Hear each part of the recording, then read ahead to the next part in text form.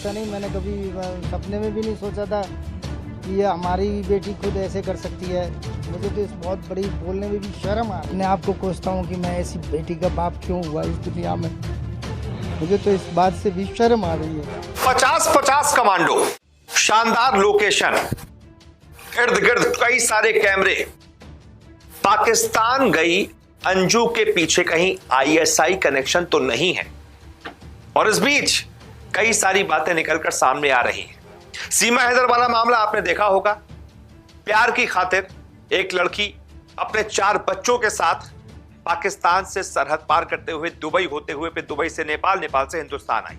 और अब ऐसा ही उल्टा मामला देखने को मिला है जब राजस्थान की एक रहने वाली 34 साल की एक महिला जिसके 2 बच्चे हैं, वो अपने परिवार को पीछे छोड़कर फेसबुक पर अपने एक दोस्त से जिससे इसकी दोस्ती हुई थी 2019 में, उसके लिए पाकिस्तान चली गई।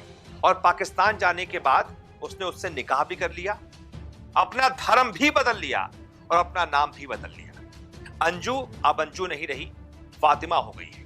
लेकिन इस धर्म परिवर्तन के बाद जो एक वीडियो सामने आया है, ड्रोन वाला वीडियो, उसमें जो चीजें दिख रही हैं वो दाल में कुछ काली की तरफ इशारा कर रही है। अंजू का पाकिस्तान पहुंचना और फिर उसकी पड़ोसी मुल्क में मौजूदगी की खबर पाकिस्तानी मीडिया के जरिए लीक करवाना यह शक पैदा करता है कि यह सब कुछ एक साजिश के तहत किया गया है। इस प्लान के पीछे कहीं पाकिस्तानी खुफिया एजेंसी आईएसआई का दिमाग तो नहीं? क्यों ये बातें शक पैदा कर रही हैं? 5 चीजों से मैं आपको समझाता हूं। सबसे पहला, 1 साल की कोशिश लेकिन अचानक मिल गया वीजा।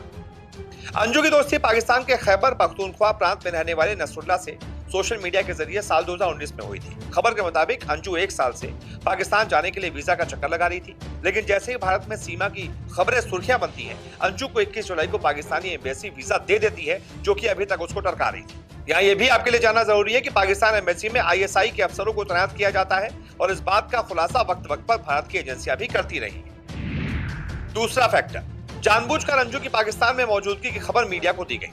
अंजू पाकिस्तान जा रही है, इस बात की खबर उसके पति को नहीं थी। अंजू के गायब होने की कोई भी शिकायत पति अरविंद ने पुलिस को नहीं दी थी। ऐसे में वो कहां गई और कहां नहीं, किसको पता? ऐसे में अंजू अगर अपने दोस्त से मिलने, वो भी कुछ दिनों के लिए पाकिस्तान जाती है, तो उसकी खबर पाकिस्तान की मीडिया को किसने दी और ये फिर खबर आग की तरह फैलाई क्यों गई? तीसरा फैक्टर, अंजू का वीडियो जारी करवाया गया। अंजू की पाकिस्तान में मौजूदगी को पुख्ता करने के लिए अंजू का बकायदा वीडियो जारी करवाया गया, जिसमें अंजू बकायदा पाकिस्तान में अपनी मौजूदगी को पुख्ता करती दिखाई दे रही है और कहती है कि दोस्त से मिलने पाकिस्तान आई है और सीमा की तरह मैं यहाँ रुकूंगी नहीं, जल्द ही पाकिस्तान से भारत लौट आऊंगी। चौथा फैक्टर, पहले दोस्ती की लेकिन अचानक धर्म परिवर्तन और फिर निकाह। जिस तरह सीमा हैदर पाकिस्तान से भारत आई, हिंदू धर्म अपनाकर सिंदूर लगाने लगी, पूजा पाठ करने लगी, उसका वीडियो वायरल हुआ, ठीक उसी तरह अंजू का भी धर्म परिवर्तन होता है। अंजू का धर्म परिवर्तन करवाकर फातिमा बनाया जाता है। सीमा और सचिन की बात करें तो दोनों प्यार करते थे, ये शुरुआत से खुलकर दोनों ने कहा। लेकिन अंजू और नसरुल्लाह ने साफ कहा था कि दोनों दोस्त हैं, प्यार नहीं करते हैं और न ही कोई शादी का इरादा है। लेकिन कुछ दिनों में सब कुछ अचानक बदल जाता है। अचानक ही शादी होती है, धर्म परिवर्तन होता है और वीडियो वायरल किया जाता है। पांचवा फैक्टर, अंजू का निकाहनामा वायरल। अब जिस तरह सीमा और सचिन का वीडियो वायरल हुआ, ठीक वैसे ही अंजू का निकाहनामा भी वायरल किया गया, जिसमें अंजू से जुड़ी तमाम जानकारी दी गई। ये भी बताया गया कि अंजू अब इस्लाम अपनाकर फातिमा बन चुकी है। खुद मलकंद डिवीजन के उप महानिरीक्षक नासिर महमूद सत्ती ने अंजू और नसरुल्लाह के निकाह की पुष्टि की और कहा कि इस्लाम अपनाने के बाद भारतीय महिला का नाम फातिमा रखा गया है। अब जाहिर है, जिस तरह से सीमा के भारत आने पर पाकिस्तान में हाय तौबा मची थी, सीमा को पाकिस्तान वापस भेजने के लिए लगातार धमकियां दी जा रही थी। यहाँ तक कि पाकिस्तानी डाकुओं ने भी धमकी देते हुए पाकिस्तान में मंदिरों तक पर हमला करने की कोशिश की थी। उससे सीमा हैदर को लेकर पाकिस्तान की खींच साफ समझ आ रही थी। और अब अंजू के साथ जो कुछ हो रहा है, कहीं ना कहीं ये शक पैदा करता है कि कहीं ये एक सोची समझी साजिश के तहत तो नहीं किया जा रहा। इन सब के बीच अपनी बेटी की ये करतूत देखकर उसके पिता बहुत ज्यादा परेशान है।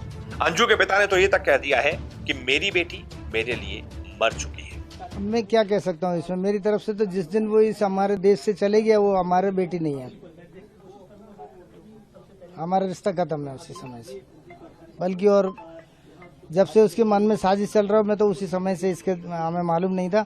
फिर भी मैं तो ये कहूँगा कि हमारा कोई रिलेशन नहीं है उससे, रिश्ता खत्म है हमारा। ऐसा नहीं, मैंने कभी सपने में भी नहीं सोचा था कि ये हमारी बेटी खुद ऐसे कर सकती है।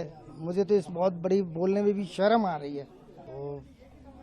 जिसके मेंटलिटी गिरी हुई होती है, वो शनक टाइप की होती है, उसने मन में आ गया मुझे ये जो करना है तो करना है। उसके लिए आप कितना भी मना, मैंने कई बार मना किया, कोई कार्य के लिए मना किया तो वो नहीं मानता। हाँ करेगा, पर करेगा उसी को फिर। तो इसको मैं क्या कह सकते हैं, शनक टाइप का मतलब स्वभाव है। मेरा रिश्ता तो उसी दिन खत्म हो गया जिस दिन वो इधर से निकल गया, जिस दिन वो अपनी ससुराल से बाहर गया है बिना पूछ करके। और हमारे पत्नी को भी खबर नहीं है, हमारे किसी को खबर नहीं है। तो उसी दिन से हम इस बात से तो बहुत नाराज हैं कि अपने दोनों बच्चों को छोड़ के क्यों गया और ऐसा कदम क्यों उठाया। बहुत शर्मसार होने वाली बात है। मैं तो अपने आप को कोसता हूँ कि मैं ऐसी बेटी का बाप क्यों हुआ इस दुनिया में। मुझे तो इस बात से भी शर्म आ रही है। तो अंजू के पिता कह रहे हैं उनकी बेटी उनके लिए मर चुकी है, क्योंकि वाकई में कोई भी पिता होगा, उसकी बेटी अच्छा खासा उसका जीवन चल रहा है। एक 15-16 साल की लड़की है, एक 5-6 साल का बेटा है, परिवार में सब कुछ ठीक चल रहा है।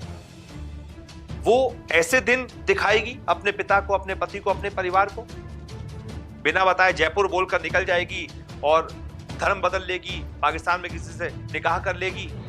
क्या है ये? इसी वजह से उनके पिता बहुत ज्यादा परेशान है। खैर देखते हैं ये जो आईएसआई कनेक्शन लोग जोड़ रहे हैं, ये जो शक पैदा हो रहा है, ये आगे जाकर क्या निकलता है। वैसे इस मुद्दे पर आपकी क्या राय है बताइएगा। फिलहाल इस वीडियो को देखने के लिए बहुत बहुत शुक्रिया।